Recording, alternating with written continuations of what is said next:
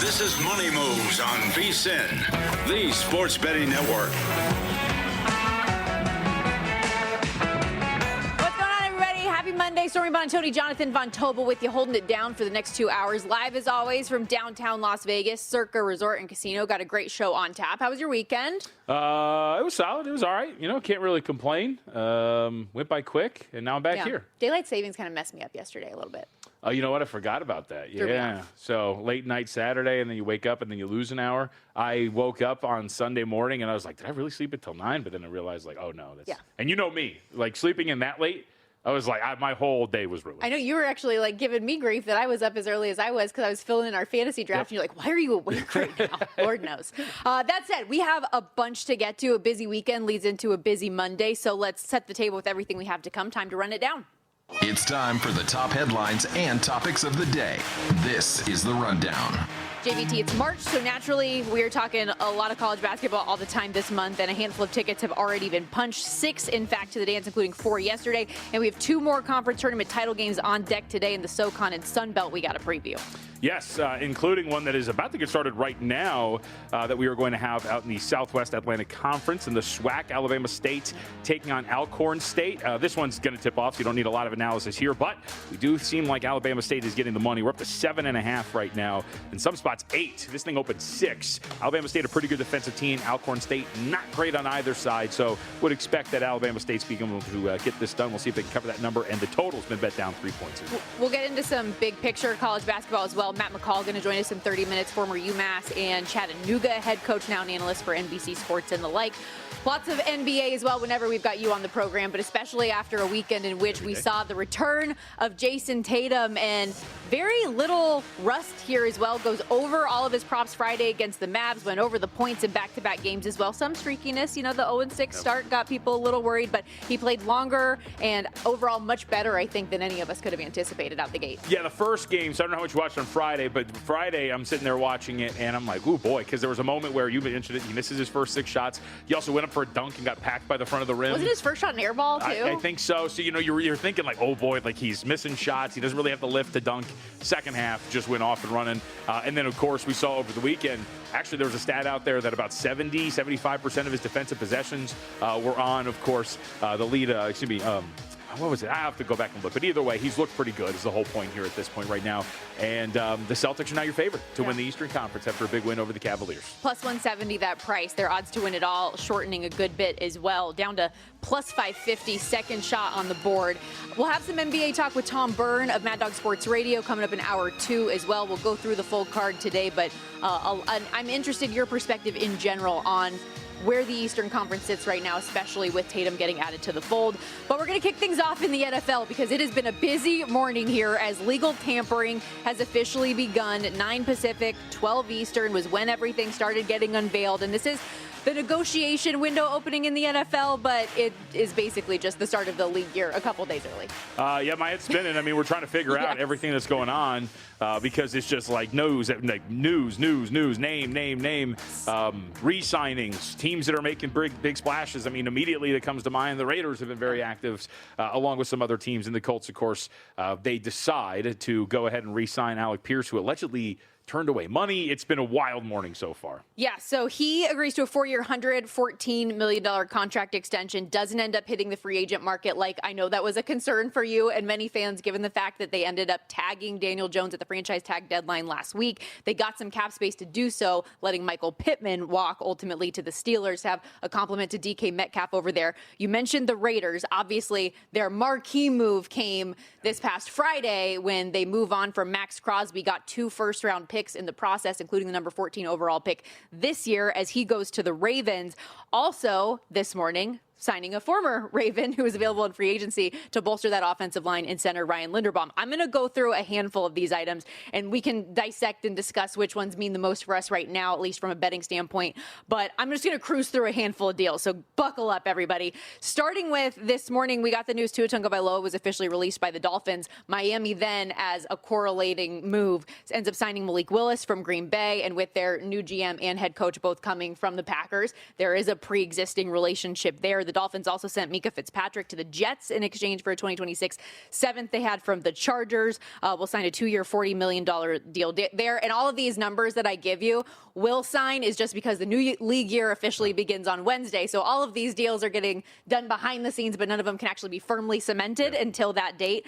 Coming up on the 12th, the Carolina Panthers make a big splash on defense. So they take a big step forward this past year. They win the division. They add Jalen Phillips on a 4-year, $120 million deal, 80 guaranteed. A lot of people thought he was going to go back to Philly. He does not. Former Lion Alex Anzalone to the Bucs on a 2-year contract. Bucs also nab Kenneth Gainwell as a running back for 2 years. And how about Kenneth Walker? He wins Super Bowl MVP, and he ends up getting to go to another organization that has plenty of Super Bowls under their belt in the Kansas City Chiefs, who we also learn are expecting to have Travis Kelce back. So and that's not even everything, but that's as much as I could get out in one breath. No, it's not. I would say not to curry favor here, but a very impactful signing has to be Jalen Phillips. I mean, that's a really big deal for a team. Obviously, you mentioned just won its division, went to the postseason. Look, did they limp into a division win? Sure. But either way, it is a team that we have discussed over the last 2 seasons is seemingly taking steps forward, and now you're adding in the most impactful position. That seems like a really big deal for the Carolina Panthers and what looks like a pretty winnable division. I mean, I should say, I'm not sure how you feel about it, but I like the Atlanta Falcons in the big picture there eventually, which, by the way, the rumors are they're going to complete the infinity gauntlet of left-handed quarterbacks and maybe go after Tua Tagovailoa, so we'll see if that actually happens. I don't know if you would want that. I saw Ian Rappaport saying that a deal could be done by the end of the day, essentially, to bring him to Atlanta, which I get it, because from an offensive line standpoint, it means you don't have to shift anything around should he come into the fold. And with Penix coming off of the ACL, at least somebody that systematically would make sense, but I'm not exactly running to grab Tua Tagovailoa even on a minimum contract. And I know we've covered him a little bit here, but with the news that Crosby gets shipped off, it's hard not to look at what the Raiders are doing and at least look at them in a positive light. You mentioned the fact that they go and get Tyler Linderbaum. They re-signed Eric Stokes. They traded for Teron Johnson as well, so they've bolstered their cornerback room. They seem very willing to spend some money, and it's just like we discussed with this. If you're going to have a rookie quarterback, add the veterans at the key positions like offensive line. You can use the draft stock on something else. And with Crosby at the door, you've got some more stuff to work with here if you want to move up, down, do whatever. So I think this was a pretty impactful day or last 24 hours for the Las Vegas Raiders as well. And especially considering what you go do at the top of the draft last year, bringing in Ashton Genty, knowing that your offensive line wasn't where it needed to be. This is somebody that actually can help you try to get more out of that position and more out of protecting your quarterback, just period. From an odds standpoint, we mentioned, of course, they have the number 1 overall pick, Fernando Mendoza, minus 20,000 to be that selection, which is the expectation for him to be quarterback of the future, but also the number 14 overall pick, another first coming up next year. Their win total, 5.5. The under is juice minus 160. Like, it's just wild to think about. Also 40-1 in the AFC West, second longest long shot to win a division entering 2026. Only the Arizona Cardinals are longer. We also don't know who their starting quarterback is going to be next year. We know that Fernando Mendoza is going to be on the roster, we expect, but are they really going to go the path that everybody expects them to in terms of signing a veteran quarterback and starting him first? So what is, like, the rumor, I guess, around that? Because initially, I know there were conversations about, do you maybe even just keep Geno Smith on because there's a connection there to Clint Kubiak, but they don't do that. So what does that leave? Where does that leave them now? I mean, they're going to sign a veteran quarterback. The question is, I don't think that it is a guarantee that they're going to start said veteran quarterback day one.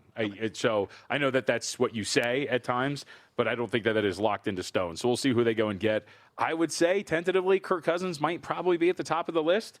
That would be the lamest quarterback room of all time to have Fernando Mendoza and Kirk Cousins along with Aiden O'Connell together. But I told you the other day, I was like, I think that those two are going to be two peas in a pod if that did end up being what it was. God, it would be so boring. And with Kubiak, who from what I hear is very similar. So we'll see if that's the case. But I think that's the one thing you're kind of waiting for here. But pretty good day so far for them. On the other side of that, though, because this deal for Max Crosby came down Friday after we were already done for the day, an unprecedented deal for Baltimore. In the DaCosta era, they have not moved on from a single first-round pick for another veteran player. In this deal, they ultimately give up 2. So it's an out-of-character move that I think at least shows the level of urgency that Baltimore is coming into this year and this portion of the era of Lamar Jackson that they have. It's a new head coach trying to go all chips in. But now does that also create like another added layer of pressure for the Baltimore Ravens where it really feels Super Bowl or bust? I mean, maybe too. And I don't know. I mean, I think I brought this up to you on Friday. My question is always, is Crosby actually worth this price that we were at the time throwing around and now we know confirmed is those 2 first-round picks? For 3 seasons, from 2021 to 2023, he was a very good edge rusher. He had 183 total pressures. We know how good he was. Had double-digit sacks in 3 straight years. I think it was like 36 in 3 seasons. Stormy, over the last 2 years, he has 107 pressures combined in 2 seasons. He hasn't really been the same guy. A lot of different metrics point to that too. He's getting a little bit older. Obviously, injuries are part of that as well. But I do wonder if you've shipped off 2 first-round picks for a guy that, because it's just the nature of the game, is maybe on the decline from where he's at. And like you said, this is clearly a move that is pushing this team to, win the division, get to the Super Bowl, right? We have all of these competitive edge rushers now in this division, but we should be the best overall team.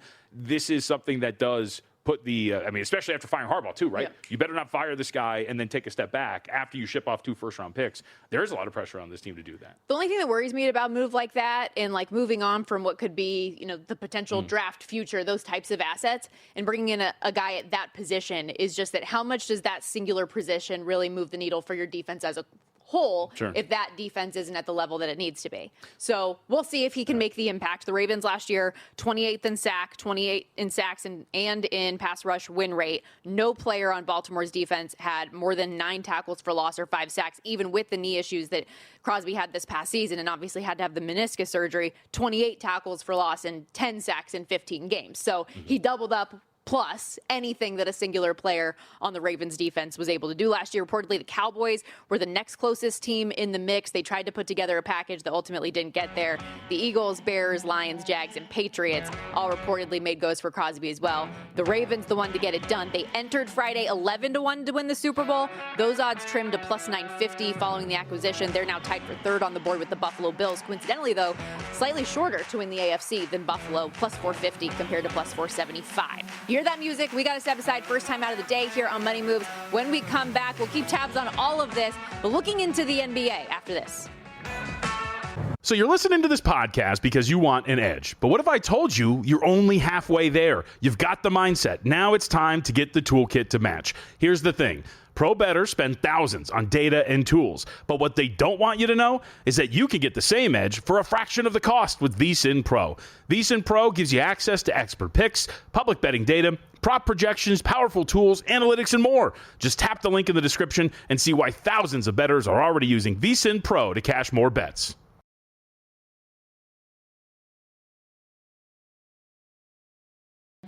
You're watching Money Moves here on VSiN, the Sports Betting Network. Back here on Money Moves, this segment of the program sponsored by Upside. You can download the free Upside app today and earn real cash back every time you fill up your gas tank. Plus, right now, when you use the promo code SPORTS, get 25 cents back per gallon on that first fill up. Got a couple of signings we can list off really quickly here. Raiders, they've been very active so far. They agreed to terms with wide receiver Jalen Naylor. 3 years, $35 million, $23 million guaranteed.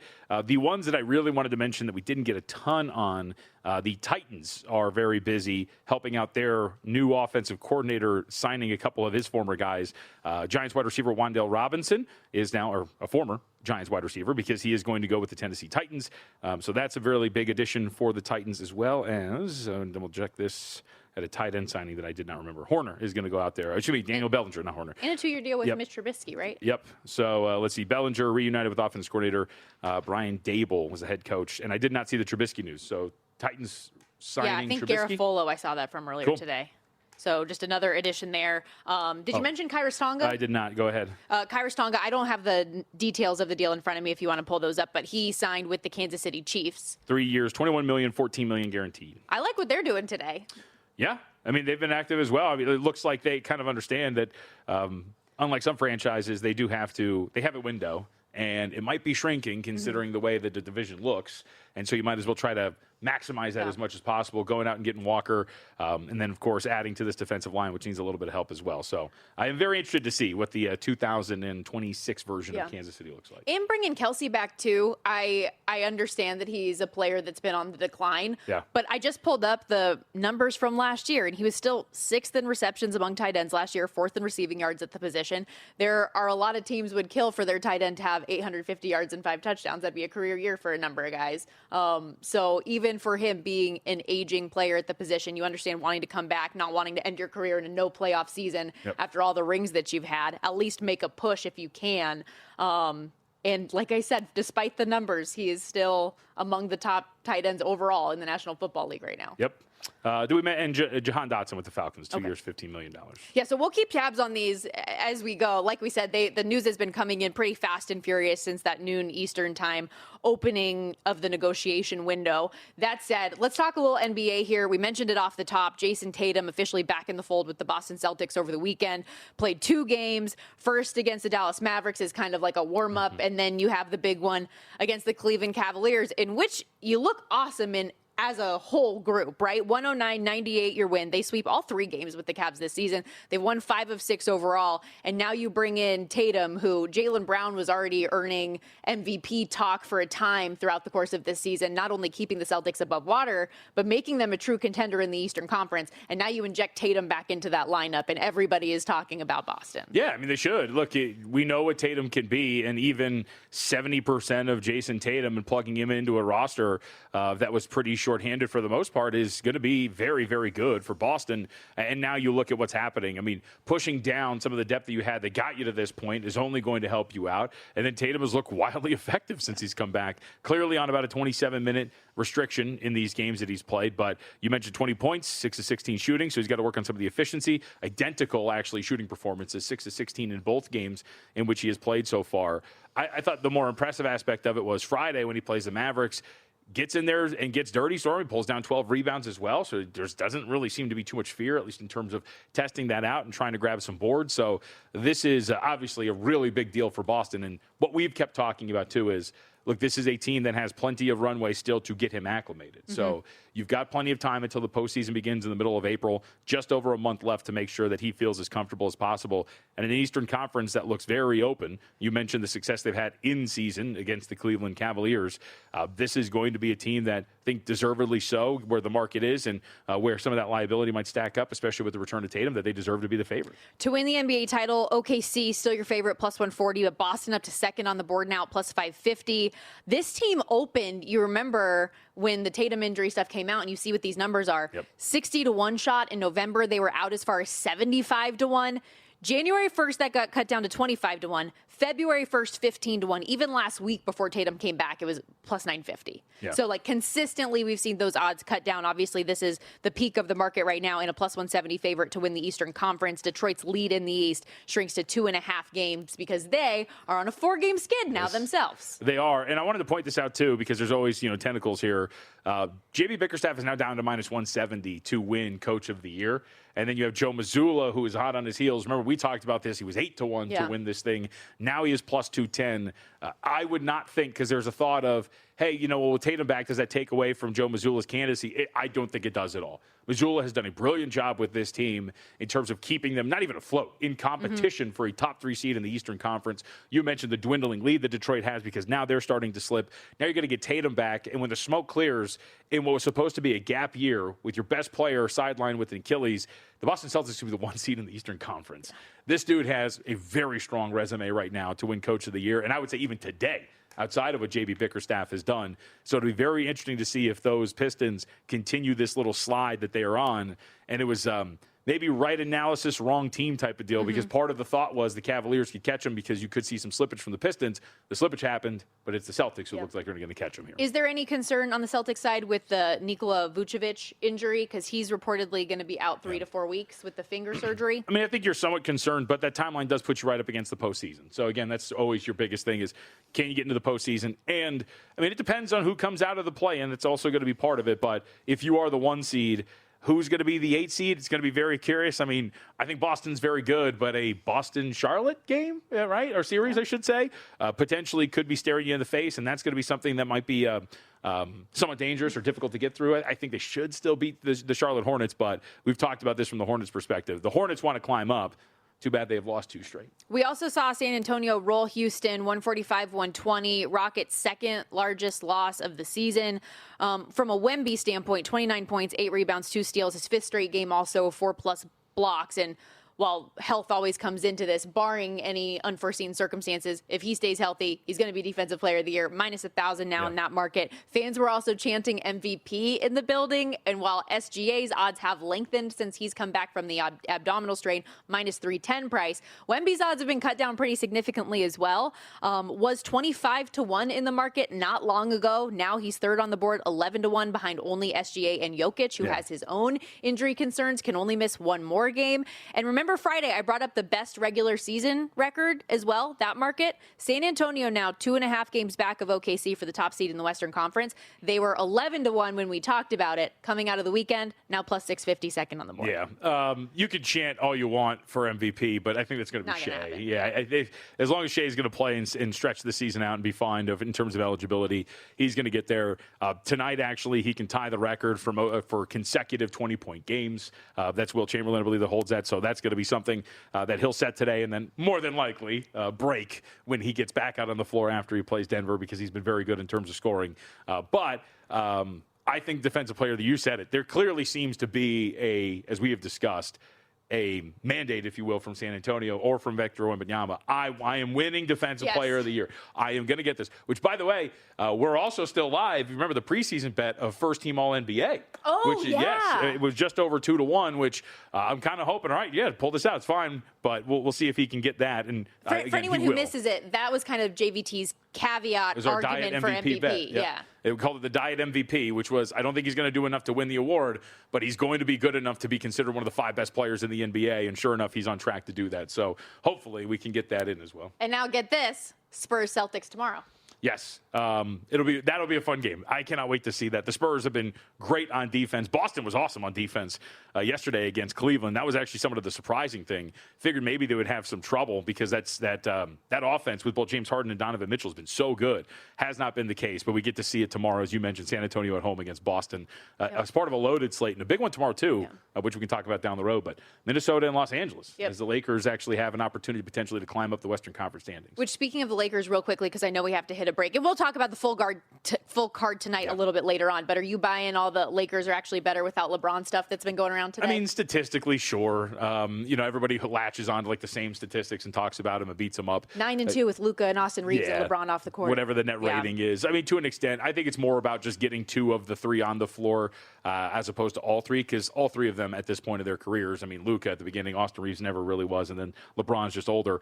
None of them are really good defenders. So if you have 3 of them out there, that's a problem. If you only have 2 of them out there, then you can kind of mask some of those issues. Big win for the Lakers over the Knicks, 110-97 in that spot. Jalen Brunson, his shooting struggles seem to continue. The Knicks, by the way, in action today against your Clippers. But like I said, we'll preview those games a little bit later. Want to remind you all, if you're still paying full price for gas, it's silly. Don't do it, because right now you can earn real cash back when you're filling up your gas tank with the free Upside app. Download Upside today from the App Store or Google Play Store and start earning today. Plus, if you use the promo code SPORTS, that'll get you an extra 25 cents back per gallon on that first fill up. Drivers are saving $200-$300 a year just by buying the gas they already need. It's simple. It's legit. You can cash out anytime to your bank account or e-gift cards like Amazon.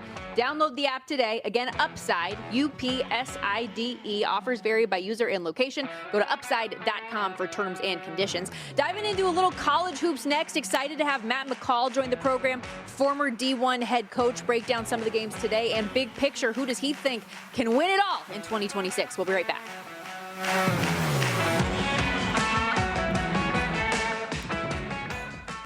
You're watching Money Moves here on VSiN, the Sports Betting Network.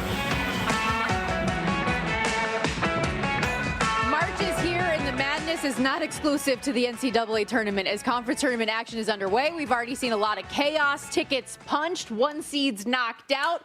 Although a couple 1 seeds trying to cement their spot and go dancing today, as we welcome you back here to Money Moves. Stormy, Buonantony, Jonathan Von Tobel with you. Excited to have Matt McCall on the Progressive guest line with us to talk it all over. Former UMass and Chattanooga head coach, analyst over at NBC Sports, SiriusXM, CBS Sports HQ, Field of 68. The list goes on. Matt, thank you for joining us. And I do want to start with the Southern Conference because the SoCon title game is coming up today. You have a lot of familiarity as former coach at UTC. You won this bad boy. What should we expect tonight between ETSU and Furman?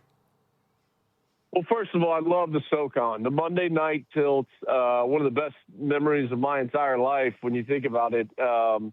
Don't say that to my wife for my 3 kids being born. That the marriage and the 3 kids being born is a better memory. We'll say that. We'll leave it there. But there in Asheville, I mean, it'll be an electric environment with 2 really, really good young coaches. I mean, Brooks Savage, to think where his career has taken him. We were both graduate assistant coaches. I was at Florida. He was at Tennessee. He was under Coach Bruce Pearl. He worked his way up through the junior college ranks, and now he's on the biggest stage and a chance to punch his ticket to the NCAA tournament. So kudos to him for not skipping steps. And then Bob Ritchie on the other side, he's taken this Furman team to the NCAA tournament before, worked for Nico Medved and was elevated to the head coach and has done an unbelievable job with that program. So I think you're going to get a fast-paced game. It'll be an up-and-down affair. Obviously, ETSU won the regular season. Coach Savage was SoCon Coach of the Year. But it's tournament time, and crazy things happen. We saw it in the CAA, the top 2 seeds, UNC Wilmington and Charleston, both going down. So neither the 1 or 2 seed will punch their ticket in that conference either. So it's March. It's unbelievable. And these mid-major, low-major leagues, it's so much fun to watch when these guys get an opportunity to win a conference championship and go to the NCAA tournament. All right, Coach, let's talk about a slight step up here. West Coast Conference has been very interesting. It's in our backyard out here in Las Vegas. We can skip Gonzaga, Oregon State, but I want to go to the nightcap here. St. Mary's taking on Santa Clara. They split the regular season series. Market's betting St. Mary's up. What changes in this matchup? Did the Gales get this done tonight? Well, how about the job that Coach Sindek has done out there as well? I mean, just unbelievable. And somebody had called me the other day about, the Providence opening and his, as a former assistant coach there, is that someone they should look at? And don't want to pluck him out of that conference or the job that he's doing. But if you're Providence, you should absolutely look at him, because all that guy seems to do is win games and win games at a high level. I'm the stylistic of both these teams, which style of play wins out. I think you're going to get an up and down affair. I think that, there'll be a lot of possessions in the game. There's no question about it. So we'll see. But, you get these conference tournament matchups, especially early in the week before the big boys start playing, and it's so much fun to watch. I know JVT said let's skip the Gonzaga game, but I actually do have a question about that one. I understand JVT's mindset. It's a huge spread game. Gonzaga's the top seed. They're going to win it all this stuff. But Oregon State's head coach, Wayne Tinkle, has already been fired, yet is coaching in this thing. They get an upset win over San Francisco. And I know seeding-wise it's not an upset, but spread-wise, they were a 3.5-point dog in that game. Can you put us into the mindset of being you have lost your job, and yet you are still coaching these kids? Is there something to that? And maybe Gonzaga looking ahead to the final? Anything there that we should be putting our minds into? It's interesting that you bring that up, because that's exactly what happened to me. The day before senior day, March 1st, 2022, I was told that we have to move in a different direction after the season at UMass. And I was contemplating in that moment of what should I do? Do I finish the season? Do I not finish the season? I wasn't trying to make it about myself. I wanted to make it about those seniors that we had within our program at that time.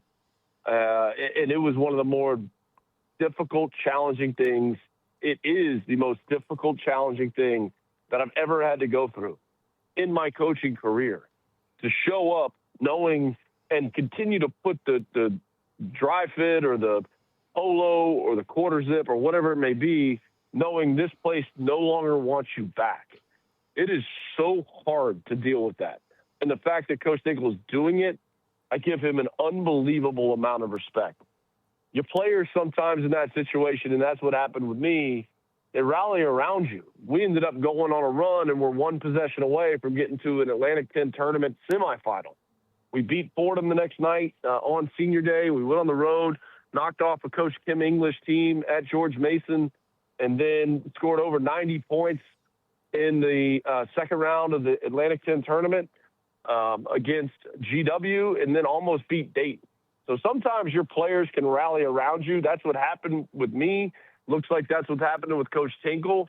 But for what he's dealing with, his staff is dealing with, the unknown of what's next, especially for the assistant coaches, that don't have another year on their deal or they don't have another 3 years on their deal.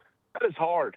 It's really hard, but dangerous team, especially because, the pressure is off a little bit. So don't be surprised if this game is tight. I know they're heavy favored, but don't be surprised.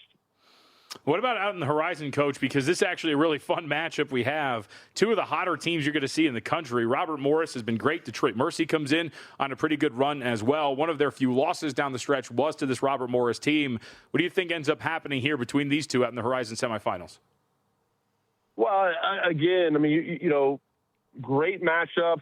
And this is what makes March so special is we get these finals and you get to see, dreams come true. I mean, your life changes when you go to the NCAA tournament as a head coach. I mean, there's no question about it. Like, you get that opportunity, your life can completely change. So, we'll see what happens. I love Robert Morris's team. They are playing extremely well right now. I think it's going to be a great matchup.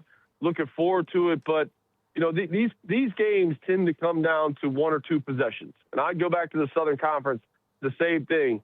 Throw out your regular season record. Throw out who won the league, who didn't win the league. You saw it last night in the Atlantic, in the A-Sun Conference.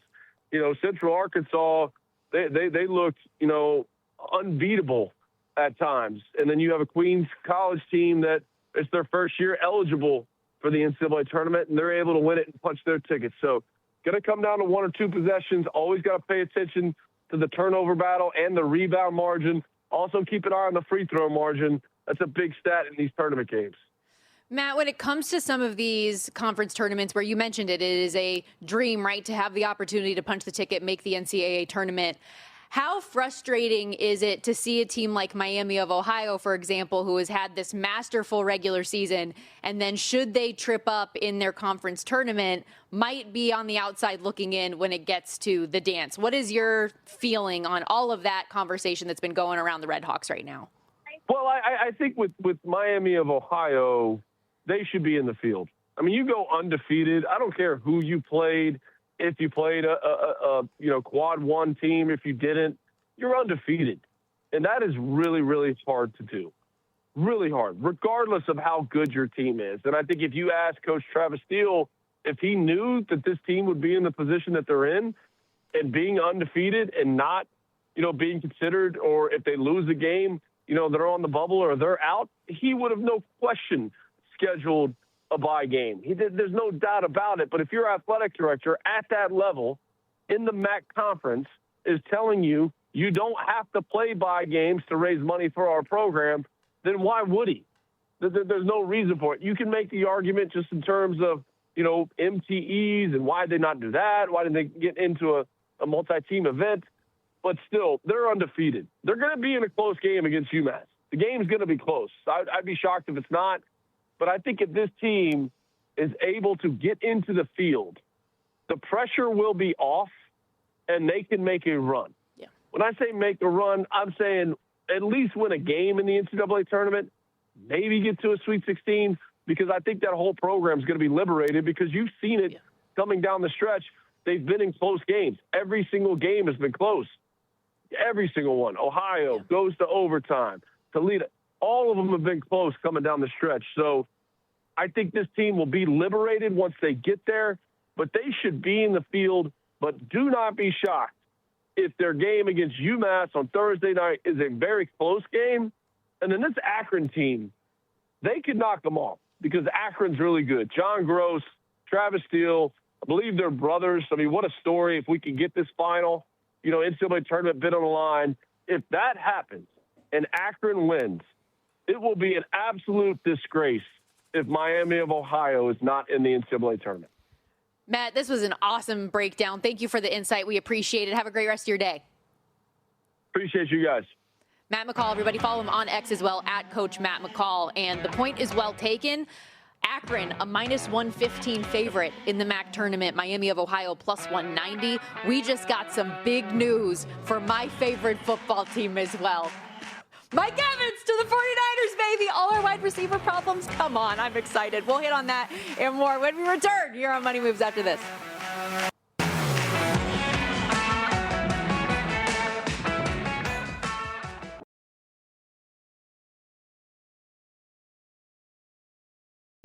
You're watching Money Moves here on VSiN, the Sports Betting Network. Buonantony, JVT, back with you here on Money Moves. Remember, guys, the Sharp Plays just completed another dominant run. Founded in 2011, they've been doing the work so you don't have to, including a 2025 campaign that saw bankrolls double, 15 straight years of winning for the Sharp Plays. It's all documented. Records and logs posted publicly at sharpplays.com for full performance auditing. Something that separates the Sharp Plays from most of the betting industry. And when the Sharp Plays move, sportsbooks take notice. Advanced AI tools, trusted insider intelligence, identifying price value before numbers shift. Respected and watched. Start winning with sharpplays.com. And maybe the 49ers can start winning again in 2026 with their wide receiver room. So here's the big question is, can they be healthy? Because that was obviously the talk of the town the last 2 years. Wide receiver room a part of that. But the big signing in the last 10 minutes, 6-time Pro Bowler Mike Evans coming over on a 3-year deal. I haven't seen compensation just yet. Obviously, he is aging and coming off of an injury-riddled season himself, but the dude is a 1,000-yard season magnet. Can we get another one? Can we get an up year from Mike Evans in year one? Are they demolishing the electrical substation next to the stadium? Come on, man. Yeah, of course you can. I mean, I think so. Look, he's a 1,000-yard receiver. It would seem guaranteed every year, as you said. We know what this offense is like. It maximizes almost every single piece within it. I would assume that with some better health luck defensively, this is going to be a team that's going to find itself right back in contention for the NFC West. So I don't see why not. 60.4 mil is what Justin just whispered in my ear. So 3 years, 60.4. I mean, that's good. What I saw coming down was like a 1 year 27 or 28 initially, and the Bucs weren't wanting to match that number and stuff. But on a 3 year, you get a little bit of that distance, which I'm sure Mike Evans probably wanted at his age, and a price point that works with what the 49ers are trying to do. Connor Orr over at Sports Illustrated. The Evans 49ers signing, my favorite of free agency so far. He is the classic archetype of a Shanahan number one, literally the kind of player they would dream up in that role. If healthy, he unlocks it all. Let's go. I'm here for it, guys. I needed some positive energy today. I finally got it. When my husband's team got Jalen Phillips, I was a little bit envious. I was a little bit jealous. I was curious if we were going to do anything, and now I got something. You had something good, too. You had Alec Pierce getting re-signed, because that was a big question mark. That's fine. Oh, come on. Yeah, I mean, I figured they were going to. If they were going to tag Daniel Jones, the transition tag, one would assume that they felt pretty confident that this was going to get done. Some reports earlier today, too, stated that the deal had been done actually for about a day or two before this was actually officially announced. My thought was you just got to feel good that he didn't actually entertain other deals. He allegedly left money on the table, according to one report. Which is insane considering, and I get it because there was a lot of like, oh, this for a receiver who's never had a 50-catch season or whatever it is. I mean, you get it, but he's an extremely explosive receiver. The quarterback play has also been, somewhat muted when you're talking about his role with the Colts and since he's been there. But the explosiveness, the ability to generate big plays, all of those things, he's a very valuable receiver. So, good for the Colts. We'll see if they pay Daniel Jones, which we'll save for Call Me Crazy. Okay. Meanwhile, we will talk a little baseball here. The WBC underway. Pool play continues for the U.S. tonight against Mexico. And this is one of the more hyped games of pool play and what's become kind of an international rivalry series between the two countries. Both teams had deep runs in 2023, U.S. to the finals, Mexico to the semis. U.S. actually lost to Mexico in pool play that year and has a 3-1 head-to-head record in the World Baseball Classic against the Americans. For this year, both are 2-0. Winning their games handily on the scoreboard against Brazil. The U.S. won 15-5 on Friday. Mexico beat them 16-0 in a run rule, mercy rule game yesterday. Tons of stars on both sides. Do you have any firm opinion on this one? Nothing firm. I mean, to me, it's going to be Team USA here against Mexico. I think we were looking at a team that obviously has a little bit more depth in terms of its talent, too. So I didn't feel strongly one way or the other. These games, too, I mean, I have been watching, but I don't know how much you've been actually handicapping them to this point either. I've been more enjoying watching this than anything else and sitting back and seeing what's going to happen. I mean, some of the prices you're seeing for it, too, they range around a lot of different spots, but I would lean a little bit toward Team USA. They are a massive favorite in terms of the money line and bet up from $4 to almost minus 525 right now on the money line. But 3.5 is the run line. Paul Skeens on the hill for the U.S. What I was actually thinking about doing was maybe an F5 under 6.5. Okay. It's slightly juiced at -120. I've just been having some funs with the U.S. games. Well, now that you got your -9.5 against Brazil, I mean, you're red hot. The luckiest bet of all time on Friday. It's nice to have a couple of those. I mean, we're always complaining about the bad beats and how you lose in just such brutal fashion sometimes. It's nice to have a win where you get however many runs just on walks at the end and just take it when you can, when the pitching staff runs out. But I was looking at maybe, like I said, the F5 under 6.5, just knowing that even though Mexico's lineup is really strong, they're going to have a tough go of it early against Paul Skeens. And the U.S. bats haven't been quite what we expected them to be, notably early in these games. We've only had 2 home runs so far in the 2 games. So just maybe a sprinkle on that a little bit later. That said, we also need to continue our team-by-team preview series today. We've got the San Diego Padres on deck. Time to play ball.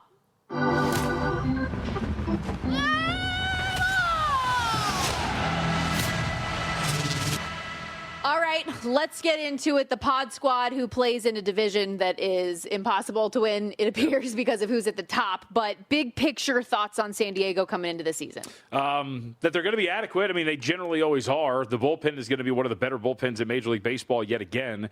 And so when you have that ability to cover up for a pitching rotation that might have some flaws and some downside, you're still going to feel pretty intrigued about what the Padres have to offer. I don't know how good they're going to be in the grand scheme of winning a World Series, competing with the Los Angeles Dodgers, maybe teams like the Braves as well that emerge out of the National League. But I think they're going to be a team that is definitely competing for one of these playoff spots, as you can see with some of the win total, 83.5 and whatnot. But I do think this is going to be a somewhat more muted season. I mean, let's start with the offense first. The offense is going to be a real question. No big adjustments in the offseason to what the lineup is going to look like, Stormy. And this is a group last year that really fell off from 2024. We saw the power go down. We saw almost every single metric take a step back. And I think that led to what we saw from them a season ago as well. So how much is this really going to improve when you really did nothing to improve a lineup that fell to average and in some spots below average, especially when it came to production of home runs? And then you look at the pitching rotation. I think that there's a lot of things to like about the rotation overall. You've got some good pieces. Michael King is awesome. Pivetta continues to perform almost every single year, it seems. He comes out and gives you something for the most part. Last year, 2025, over 181 2/3 innings, gives you 287 with a 397 expected ERA. If you can get anywhere near that range, it'd be awesome for him. Probably a little bit more. Water will find its level. I would expect a little bit more. But the backside of the rotation, I don't know what that's going to start to look like when you get over the course of a long season. So I think you're probably right where you should be in terms of this win total right now for this team. I know you mentioned him taking a step back, but I think going into the season, there was a lot of optimism about them. So if they are able to get back to kind of the framework and the way that people were talking about them and thinking about them before, because as you mentioned, like their roster is pretty similar to what we had a year ago. So if they can take that step forward, is this a team that you would bet on to make the playoffs? Again, they've done so for the last 6 years. It's plus 105 on the yes for them to get there. Do you think they could be one of those teams that gets in? I mean, I think they're there in terms of like what we expect of them, and they're going to be fighting for it. I think the question becomes, of these teams in the National League, if you're going to compete for, we're going to assume a wild card, right? Because I don't think they're going to win the division. There's a lot of teams in the National League that are starting to rise that maybe could nip at the heels and push them out. We've talked about teams like the Pittsburgh Pirates. Maybe the Giants are going to be pretty solid, as we have discussed with that rotation and the ability with this offense potentially to get better. We know we've talked about the Reds. I think we mentioned it last week, but it's worth reiterating. The whole Hunter Green thing is happening around the Reds, so we'll see if that makes what happens there. But that seems like a division where you could have 4 teams competing for a wild card spot. We're talking about obviously Brewers, Cubs, Reds, and then Pirates will discount whatever the St. Louis Cardinals are going to be. And then, of course, the National League. Can they push their way through and make one of those wild cards with so much competition? I'd lean a little bit toward no for the San Diego Padres, but they have been well run enough. They're well managed enough. And if a guy like Jackson Merrill all of a sudden pops out, I think one of Adams' big predictions was that he has a 30-homer season or something like that. And if that's going to happen, then maybe you can push this team through to the postseason. But I think it seems pretty well priced for the most part in terms of where they're at for the yes/no. Yeah, in terms of that was one that I was looking at, though, plus 105. The finishing spot in the division was another one that was at least interesting on the surface. Second, even money. Third, plus 230. The second shot on the board to the Dodgers, who, by the way, have been bet out from minus 600 to minus 650. Yep. So people haven't minded, if you have the bankroll to be able to bet the Dodgers, you're doing it in this division. Padres 9-1, Giants 17-1, Diamondbacks 22-1, and the Rockies 30-1 as well. You mentioned Adam Burke's opinion up on vsin.com, as well as in our MLB betting guide. Adam, as well as Jensen Lewis, host of VSiN by the Books, former MLB pitcher, have full breakdowns of every single team leading into the MLB season. I love the contrast of Adam's nerdy take, as he calls it. Jensen's got the player take, so it's a kind of a different approach generally to looking at all of these games. But it's been really interesting kind of going through the guide, and as we've done our individual previews, flipping through and seeing their opinions on things. And it's a good guide, so obviously you guys should check it out and see where we're at, especially when you get two different opinions on things. I always like that because you get both sides of the coin if you're talking about the analysis here. But it's been fantastic. I've read every single page. Really have. Have you made any more bets? Because I know when we were doing some of these early previews, you did lock in a couple on the futures we got a few board. win totals and some player props, but nothing yet since we talked about it. All right. Only time will tell. We got to step aside here real quickly when we come back. Kicking off hour 2 of the program. We've got more college basketball to get into. Some tickets getting punched tonight. Who will it be? And more.